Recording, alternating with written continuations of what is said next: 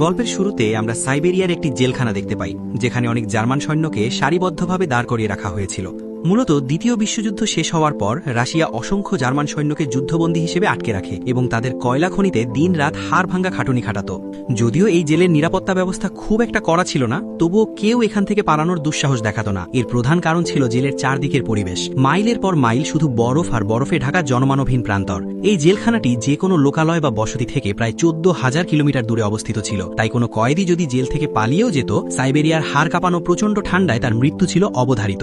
হাজার হাজার কিলোমিটার বিস্তৃত এই বরফের সাম্রাজ্যের মাঝখানে জেলটি তৈরি করা হয়েছিল বলেই পালানোর চিন্তা করাও ছিল অসম্ভব। কেউ কল্পনাও করতে পারত না যে এই নরক থেকে বের হওয়া সম্ভব, কিন্তু এই কয়েদিদের মধ্যে এমন একজন ছিল যার বুদ্ধি ছিল প্রখর। সে যে কোনো মূল্যে এই জেল থেকে পালিয়ে নিজের স্ত্রী আর মেয়ের কাছে ফিরে যেতে চেয়েছিল। এই সাহসী কয়েদিটির নাম ছিল ক্লিমেন্ট ফোরেন, যাকে এই জেলে দীর্ঘ 25 বছরের সাজা ভোগ করতে হতো।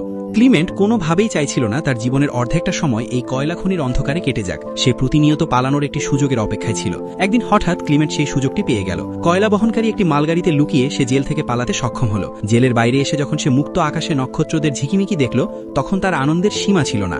কিন্তু এই আনন্দ বেশিক্ষণ স্থায়ী হল না। কিছু দূর যাওয়ার পরই মালগাড়িটি হঠাৎ থামিয়ে দেওয়া হয়। ক্লিমেন্ট যখন কৌতূহলবশত বাইরে উকি দিল, তখন দেখল একজন রাশিয়ান সৈন্য বন্দুক তাক করে ঠিক তার সামনেই দাঁড়িয়ে আছে। দুর্ভাগ্যবশত ক্লিমেন্ট ধরা পড়ে যায় এবং জেল থেকে পালানোর অপরাধে তাকে একটি খোলা আকাশের নিচের নির্জন সেলে বন্দী করা হয়।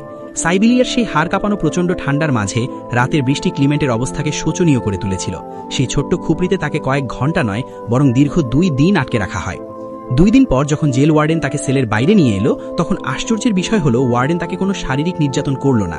সে শুধু অদ্ভুত এক হাসি দিয়ে বলল যে তার সাথীরা নাকি অধীর আগ্রহে তার জন্য অপেক্ষা করছে। ক্লিমেন্ট যখন তার সহকর্মীদের কাছে পৌঁছালো, তখন সে আসল রহস্যটি বুঝতে পারল। সবাই লাঠি ছোটা আর ডান্ডা নিয়ে ক্ষিপ্ত অবস্থায় তার অপেক্ষায় ছিল। ক্লিমেন্ট পালানোর চেষ্টা করায় শাস্তিস্বরূপ গত 2 দিন পুরো কয়েদি দলকে না খাইয়ে রাখা হয়েছিল। সহবন্দীদের চোখে নিজের প্রতি সেই হিংস্র ঘৃণা দেখে ক্লিমেন্ট অবশেষে ওয়ার্ডেনের সেই রহস্যময় কথার মানে বুঝতে পারল। কোনো শারীরিক টর্চার না করেই ওয়ার্ডেন তাকে তার নিজের লোকেদের মাঝেই মৃত্যুর মুখে ঠেলে দিয়েছিল। ক্লেমেন্টকে দেখা মাত্রই অন্য কয়েদিরা খুবই ফেটে পড়ে এবং লাঠিছোটা নিয়ে তার উপর ঝাঁপিয়ে পড়ে। তারা তাকে এত নির্মমভাবে মারধর করে যে ক্লেমেন্ট গুরুতর আহত হয়ে সংজ্ঞাহীন হয়ে পড়ে। তাকে দ্রুত জেলের হাসপাতালে ভর্তি করা হয়। সৌভাগ্যবশত সেই হাসপাতালের ডাক্তার নিজেও একজন জার্মান যুদ্ধবন্দী ছিলেন। ক্লেমেন্টে যখন জ্ঞান ফিরল, তখন তার শরীরের প্রতিটি হাড় যন্ত্রণায় নীল হয়ে আছে। তবুও তার মনোবল ভাঙেনি। সে ডাক্তারকে ফিসফিস করে বলল যে সে আবারও এই জেল থেকে পালানোর পরিকল্পনা করছে এবং তার জন্য ডাক্তারের সাহায্য প্রয়োজন।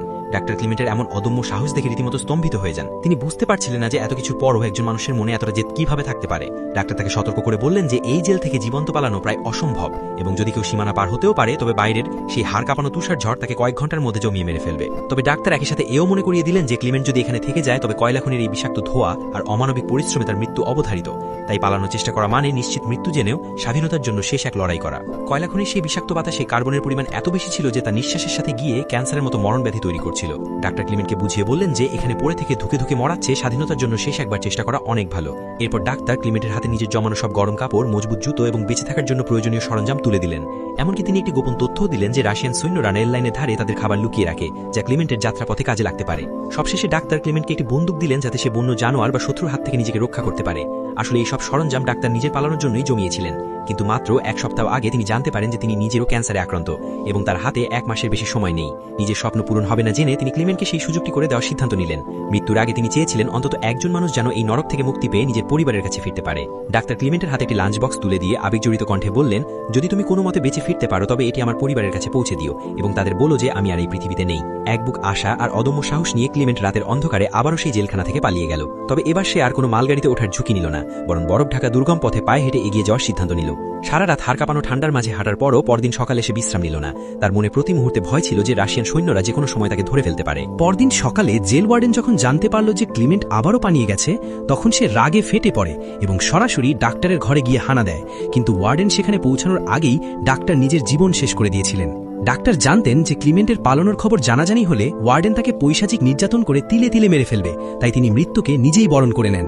এদিকে ওয়ার্ডেন ক্ষিপ্ত হয়ে ক্লিমেন্টকে খুঁজে বের করার জন্য একদল চৌকস রাশিয়ান সৈন্যকে চারিদিকে পাঠিয়ে দেয়। সৈন্যদের অরা নির্দেশ দেওয়া হলো ক্লিমেন্টকে যেভাবেই হোক জীবিত অবস্থায় ধরে আনতে হবে। কিন্তু বেশ কয়েকদিন তন্ন করে খোঁজার পরও বরফের বিশাল প্রান্তরে ক্লিমেন্টের কোনো চিহ্ন পাওয়া গেল না। ক্লিমেন্টের জন্য ভাগ্য কিছুটা সহায়ক ছিল, কারণ নতুন করে তুষারপাত শুরু হওয়ার ফলে তার পায়ের ছাপগুলো দ্রুত মুছে যাচ্ছিল। এতে রাশিয়ান সৈন্যদের পক্ষে তার চলার পথ শনাক্ত করা অসম্ভব হয়ে পড়ে। অনেক সৈন্যই ধারণা করতে শুরু করলো যে সাইবেরিয়ার এই মরণ শীতের মাঝে ক্লিমেন্ট হয়তো এতক্ষণে জমে বরফ হয়ে গেছে। কিন্তু জেল ওয়ার্ডেন কিছুতেই এই কথা মেনে নিতে পারছিল না। সে ক্লিমেন্টের দৃঢ় মানসিকতা সম্পর্কে জানত। সে জানত ক্লিমেন্ট সহজে হার মানার মতো মানুষ নয়। তাই সে অনুসন্ধান বন্ধ না করে বরং আরও জোরালোভাবে তল্লাশি চালিয়ে যাওয়ার হুকুম দিল। অন্যদিকে ক্লিমেন্ট তখন অমানসিক কষ্টের মাঝেও নিজের লক্ষ্য স্থির রেখে তুষারঝড় উপেক্ষা করে সামনে এগিয়ে যাচ্ছিল। জেল থেকে পালানোর দীর্ঘ 9 দিন পর যখন তার শরীরের শক্তি প্রায় শেষ হয়ে আসছিল, তখন হঠাৎ সে দূরে রহস্যময় কিছু একটা দেখতে পেল। হঠাৎ বাতাসের শোষো শব্দের মাঝে সে অনেকগুলো কুকুরের ঘেউ ঘেউ শব্দ শুনতে পেল। চমকে উঠে পেছনে তাকাতেই দেখল একটি বরফে চলা স্লেজ গাড়ি তার দিকেই তীব্র গতিতে এগিয়ে আসছে। ক্লিমেন্ট কিছু বুঝে ওঠার আগেই গাড়িটি তার পাশ কাটিয়ে সামনে চলে গেল। ঠিক তখনই এক ঝটকায় ক্লিমেন্টের ঘুম ভেঙে যায় এবং সে বুঝতে পারল এটা শুধুই তার মনের এক অলীক কল্পনা বা স্বপ্ন ছিল। টানা 9 দিন ধরে একটানা বরফের উপর দিয়ে হাঁটার ফলে তার শরীরের শেষ শক্তিটুকু যেন নিভে আসছিল। তার সাথে থাকা খাবারও তখন পুরোপুরি ফুরিয়ে গেছে। তীব্র ক্ষুধা আর হাড় ভাঙা ক্লান্তিতে তার শরীর থরথর করে কাঁপছিল। এক কদম সামনে এগোনোও ছিল দুঃসাধ্য। তবু ক্লিমেন্ট লড়াই থামিয়ে দেয়নি। মনের জোরে সে খুঁড়িয়ে খুঁড়িয়ে পথ চলতে থাকে। কিন্তু কয়েকদিন পর তার শরীর আর সায় দিল না। ক্ষুধার তীব্র জ্বালায় সে বরফের উপর জ্ঞান হারিয়ে লুটিয়ে পড়ল। কয়েক ঘন্টা পর যখন তার জ্ঞান ফিরল, সে আশেপাশে এক অদ্ভুত শব্দ শুনতে পেল। আবছা দৃষ্টিতে তাকাতেই সে একটি সিল মাছ দেখতে পেল। শিকারটিকে দেখা মাত্রই তার মৃতপ্রায় চোখে আশার আলো ঝিলিক দিয়ে উঠল। দেরি না করে দৃঢ় নিজের বন্দুকটি বের করে সর্বশক্তি দিয়ে লক্ষ্য স্থির করার চেষ্টা করল। কিন্তু দীর্ঘদিনের ক্লান্তি আর শরীরের প্রচণ্ড দুর্বলতার কারণে তার হাত কাঁপছিল, যার ফলে নিশানা ভুল হয়ে যায় এবং শব্দ পেয়ে সিল মাছটি সেখান থেকে পালাতে শুরু করে। অনেকদিন পর বেঁচে থাকার যে সামান্য আশা ক্লিমেন্ট দেখতে পেয়েছিল, সে কিছুতেই তা হাতছাড়া করতে চাইছিল না। সে পাগলের মতো সিলটির পিছু ধাওয়া করল, কিন্তু দৌড়ানোর সময় হঠাৎ পায়ের নিচের বরফ ভেঙে সে বরফ শীতল পানির নিচে পড়ে যায়। এই দুর্ঘটনায় তার পায়ে প্রচণ্ড চোট লাগে, কিন্তু অসহ্য যন্ত্রণা সহ্য করেও সে দমে যায়নি, বরং খোঁড়াতে খোঁড়াতে আবারও সিলটির পিছু নেয়। সে যখনই গুলি করার জন্য প্রস্তুত হচ্ছিল, চতুর সিলটি একটি বড় বরফের খণ্ডের আড়ালে লুকিয়ে পড়ছিল। ক্লিমেন্ট আরও কিছুটা সামনে এগিয়ে যায় এবং দেখতে পায় সিলটি পানিতে ঝাঁপ দেওয়ার জন্য তৈরি হচ্ছে। ঠিক সেই মুহূর্তে সে তার শেষ গুলিটি ছোড়ে এবং সৌভাগ্যবশত সেটি লক্ষ্যভেদী হয়।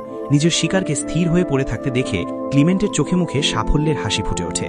এই খাবারটুকু যে তার জীবনের আয়ু আরও কয়েকদিন বাড়িয়ে দেবে তা ভেবে সে মনে মনে ঈশ্বরকে ধন্যবাদ জানায়। নিজের শিকারটি হাতের কাছে পেয়ে ক্লিমেন্টের খুশির সীমা রইল না। দীর্ঘদিনের অনাহার আর কষ্টের পর এখন তার কাছে বেশ কয়েকদিনের পর্যাপ্ত খাবার ছিল। সে পেট ভরে খেয়ে নিজের শরীরে কিছুটা শক্তি ফিরে পায় এবং কিছুক্ষণ বিশ্রাম নিয়ে আবারও তার অনিশ্চিত যাত্রার পথে পা বাড়ায়। এই অন্তহীন তুষার প্রান্তরে ক্লিমেন্ট ছিল একেবারেই একা। চারদিকে সাদা বরফ ছাড়া আর কোনো প্রাণের চিহ্ন নেই।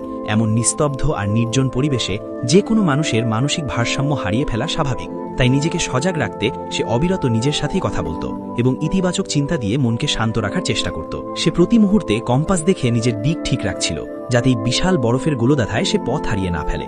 এভাবে দিন গড়িয়ে মাস হয়ে গেল। একটানা 2 মাস হাড় ভাঙা পরিশ্রম আর মরণপণ লড়াইয়ের পর হঠাৎ সেই ধুধু মরুপ্রান্তরের মাঝে সে একটি ছোট গাছ দেখতে পেল।